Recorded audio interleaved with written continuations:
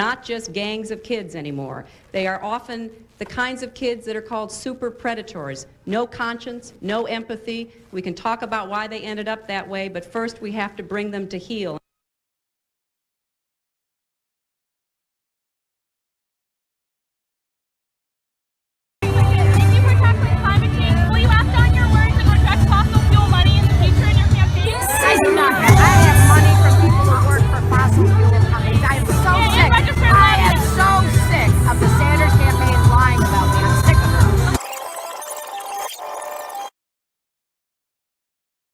And so I'm wondering, is your answer and your refusal to take leadership on climate change due to the fact that you have contributions from the fossil fuel industry in your campaign? No, it's not. I'd like to know if you'd be willing to sign a pledge that you will not take money from the fossil fuel industry, that you'll stop immediately. Well, I don't know that I ever have. I'm not exactly one of their favorites. Have I? Okay, well, I'll check on that. They certainly haven't made much of an impression on me if I don't even know it. I am so sick of the Sanders campaign lying about me.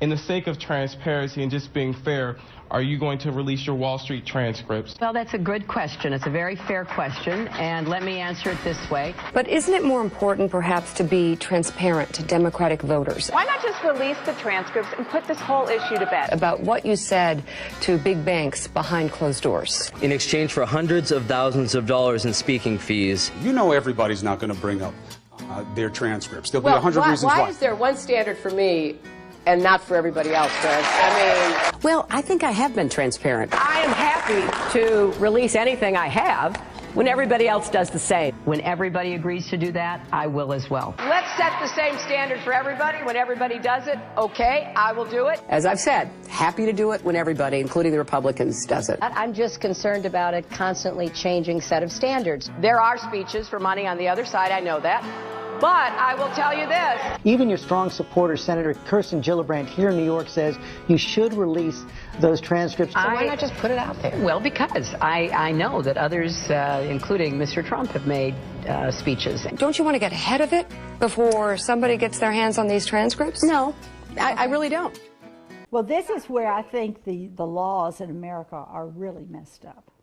You should not let a suspected felon run for the highest office in the land. And just because she was married to a president, just because she was Secretary of State, just because she was a United States Senator, doesn't mean that she is qualified to represent America. She has no idea what poor people want and need. She wouldn't know the first thing about cooking a meal by herself and cleaning it up. Running the vacuum, can you imagine Hillary Clinton running a vacuum cleaner? No, I can't. Emptying the dishwasher? Oh no, not at all. I don't care if she's a lesbian. I don't care if she enjoys sex. Doesn't bother me one single bit if she likes 10 women in bed with her at the same time. I care about her saving this country for future generations. I care about her protecting this country. That's the number one thing. We have the enemy knocking at our door. We have the enemy living in this country. And she's got to be strong. She's got to be able to face the American people and say, I'm doing everything within my power to save you and your family. She can't do that. She would know the first thing about it. I still picture her the way, and I had heard that she threw plates and she threw items, a chair. And I asked Bill about that because that came out before I knew Bill. He said, yeah, she's got a violent temper and says she cusses like a sailor. And I don't think we need that. We don't need trash in the White House. But the one thing I remember Bill said when he was governor for one term, and then he lost the next term. But then he got it back after that. So he was a two-time governor, but not connected.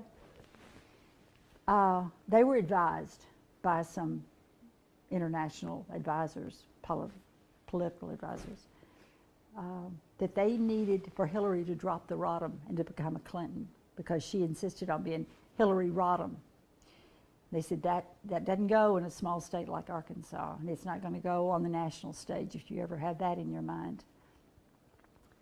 And you got to have a family because it doesn't look right for her to have her separate name and you don't have children. Well, they got the baby situation worked out, one child, but he said it was hell to live with her while she was pregnant because she didn't want to be pregnant.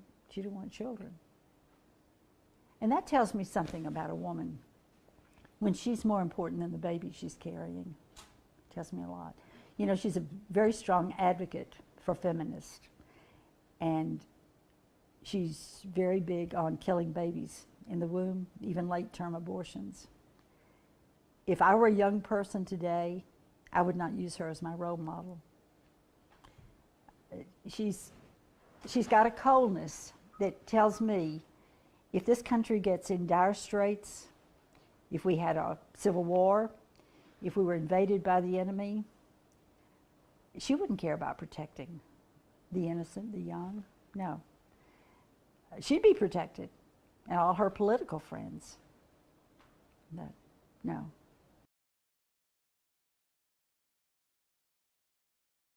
Throw it up. Start twerking like Miley. Oh yeah, twerking like Miley.